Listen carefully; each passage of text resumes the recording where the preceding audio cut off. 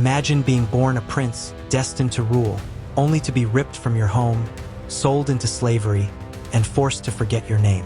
But what if, against all odds, you fought your way back? Not just to freedom, but to reclaim your legacy. This is the forgotten story of Abdul Rahman, the slave who became a king. Our story begins in the 18th century, deep in the heart of West Africa. Abdul Rahman was the son of a powerful ruler, heir to the throne of the Fulani kingdom. His future was set. He was meant to be a leader, a warrior, a king. But fate had other plans. During a brutal war, Abdul Rahman was captured, bound in chains, and sold into slavery. He was forced onto a ship, packed among hundreds of others, and sent across the Atlantic. His title, his freedom, his very identity erased. He arrived in America, where he was given a new name and a new life, but not the one he was born for. For years, Abdul Rahman toiled on a Mississippi plantation, treated as nothing more than property. But unlike the others, he carried something his masters did not expect: knowledge. He spoke multiple languages, understood military strategy, and had the presence of a leader. He quickly became known among the enslaved and even the plantation owners as Prince. They could see it. This man was different. Then, one day, a chance encounter changed everything.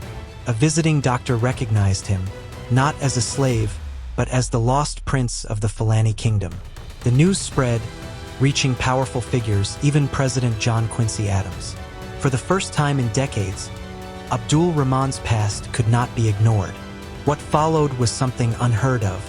Influential men fought for Abdul Rahman's release, arguing that he was not just a slave, he was royalty. After 40 years in captivity, he was finally granted freedom. But his story didn't end there. Abdul Rahman did not simply walk away from slavery, he fought against it. Traveling across America, he spoke to leaders, raised funds, and sought justice for those still in chains. His mission: to return home, not just for himself, but to bring others with him.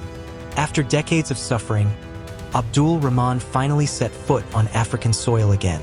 But the kingdom he had once known had changed, and time was no longer on his side. Though he never regained his throne, his journey became legendary.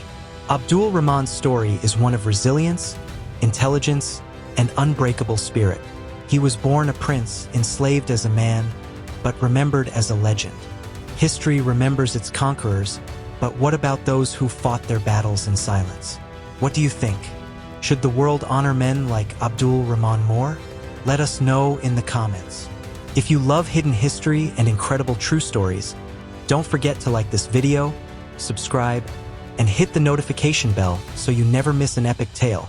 And if you believe Abdul Rahman's story deserves to be told, share this video with the world.